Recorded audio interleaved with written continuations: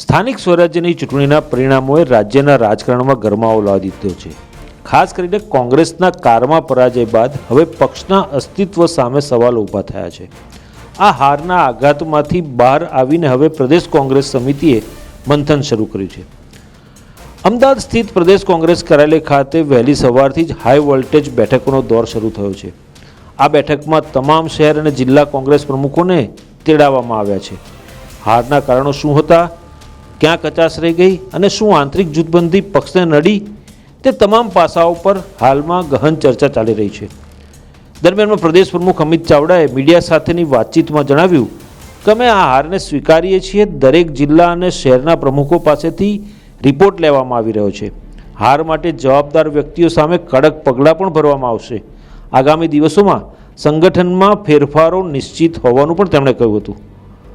જો કે આ મંથન વચ્ચે કોંગ્રેસમાં આંતરિક કલહ સપાટી પર આવ્યો છે. વરિષ્ઠ નેતા ગૌરવ પંડ્યાએ પ્રદેશ નેતૃત્વ પર આકરા પ્રહારો કર્યા છે. તેમણે સ્પષ્ટ શબ્દોમાં કહ્યું કે કોંગ્રેસની આ હાર પ્રદેશ નેતૃત્વની નિષ્ફળતાનું પરિણામ છે. જો પક્ષને બચાવવો હોય તો કાર્યકારી સમિતિએ તાત્કાલિક અસરથી સંગઠનમાં ધરખમ ફેરફારો કરવા જોઈએ. એક તરફ હારનું વિશ્લેષણ અને બીજી તરફ નેતૃત્વ પર ઉઠતા સવાલો. કોંગ્રેસ માટે આગામી સમય કપરો સાબિત થઈ શકે છે. શું આ મંથનમાંથી કોંગ્રેસ નવરૂપ ધારણ કરશે કે પછી આંતરિક વિવાદ પક્ષને વધુ નબળો પડશે તે જોવું રહ્યું. સ્થાનિક સ્વરાજની ચૂંટણીઓમાં જે રીતે લોકોની વચ્ચે માહોલ હતો, સરકાર સામેની નારાજગી હતી, ભ્રષ્ટાચાર અને ગેરવહીવટથી લોકો હેરાન પરેશાન હતા, પણ પરિણામો જ્યારે આવ્યા ત્યારે અપેક્ષાથી વિપરીત પરિણામો આવ્યા. ને સ્થાનિક સ્તરે જે સંગઠન સૃજન અભિયાનના માધ્યમથી સંગઠનની નિમણૂક કરવામાં આવી, ત્યાર પછી ઉમેદવારોની તમામ પસંદગીની પ્રક્રિયા પણ સ્થાનિક સ્તરે કરવામાં આવી. આજે પરિણામોની સમીક્ષા માટે અમે ઝોન વાઇઝ આજથી મિટિંગો, સમીક્ષા બેઠકો શરૂઆત કરી છે. આજે 2 તારીખે દક્ષિણ ગુજરાત, આવતીકાલે ઉત્તર ગુજરાત, 4 તારીખે મધ્ય ગુજરાત અને 6 અને 7 તારીખે સૌરાષ્ટ્રની સમીક્ષા થવાની છે. જિલ્લા પ્રમુખશ્રીઓ, જિલ્લાના પ્રભારીશ્રીઓ, તાલુકા શહેરના પ્રમુખશ્રીઓની હાજરીમાં વિગતવાર માહિતી મેળવી રહ્યા છે. જે પણ અત્યાર સુધી સમીક્ષાઓ થઈ એમાં એક જ સૂર ઉઠે છે કે ભારતીય જનતા પાર્ટી સામે લોકોમાં ખૂબ નારાજગી હતી, ખૂબ આક્રોશ હતો, પણ સામ દામ દંડ ભેદની નીતિથી પોલીસ અને પ્રશાસનનો ખૂબ જ દુરુપયોગ કરી પૈસા અને બીજી જે સરકારી મશીનરી છે એનો દુરુપયોગ કરીને ચૂંટણીઓમાં પરિણામ લાવવામાં આવ્યા છે.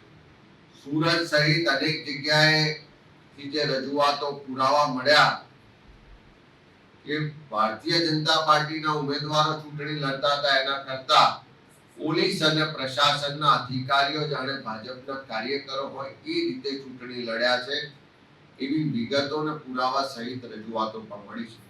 આ ચારેય ઝોનની સમીક્ષા કરવામાં આવશે. ચારેય ઝોનમાં જે મત મળ્યા છે એનું એનાલિસિસ પણ કરવામાં આવશે.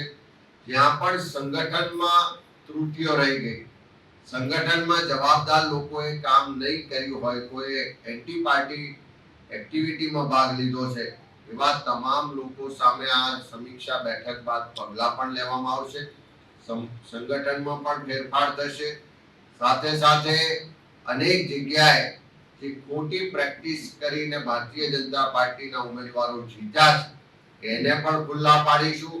જે અધિકારીઓ, જે પોલીસ તંત્રના લોકોએ ભારતીય જનતા પાર્ટીનો હાથો બનીને કામ કર્યું છે એના પણ પુરાવા જ્યાં જ્યાં મળ્યા છે એની સામે પણ આવનારા દિવસોમાં કાયદેસરની કાર્યવાહી પણ કરીશું ને એને જવાબ આપવો પડે એવી સ્થિતિમાં પણ લાવીશું. ઓવરઓલ આ સમીક્ષા બેઠક બાદ નવેસરથી દરેક જિલ્લામાં જઈ ઉમેદવારો સાથે, કાર્યકરો સાથે વિસ્તૃત સંવાદ કરવામાં આવશે અને 2027ના મિશન સાથે જમીન પરથી સંગઠનને મજબૂત કરી ફરીથી લોકો વચ્ચે જવાના કાર્યક્રમો સાથે कांग्रेस पार्टी ने हमारू नेतृत्व कार्यकरो आगे बढ़े।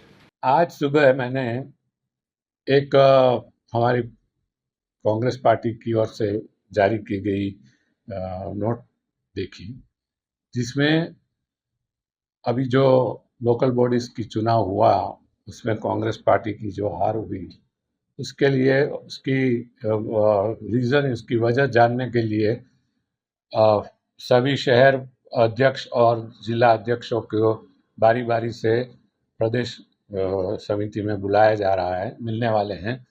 और उसके साथ एक पत्रक भी मैंने देखा कि जो अनकॉन्टेस्टेड सीट्स हुई है, उस सीट के लिए किस उम्मीदवार को चुना गया था और उस उम्मीदवार की सिफारिश किसने की थी, ये भी पूछा गया है।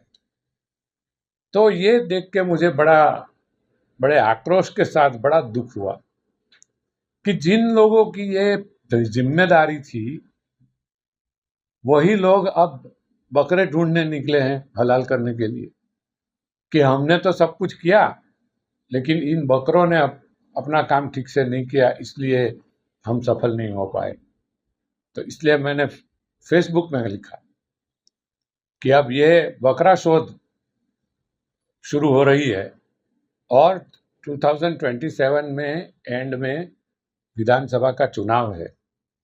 उस चुनाव की ये शुरुआत के रूप में मैं देख रहा हूँ, लेकिन जो लोग विफल रहे हैं, जिनकी वजह से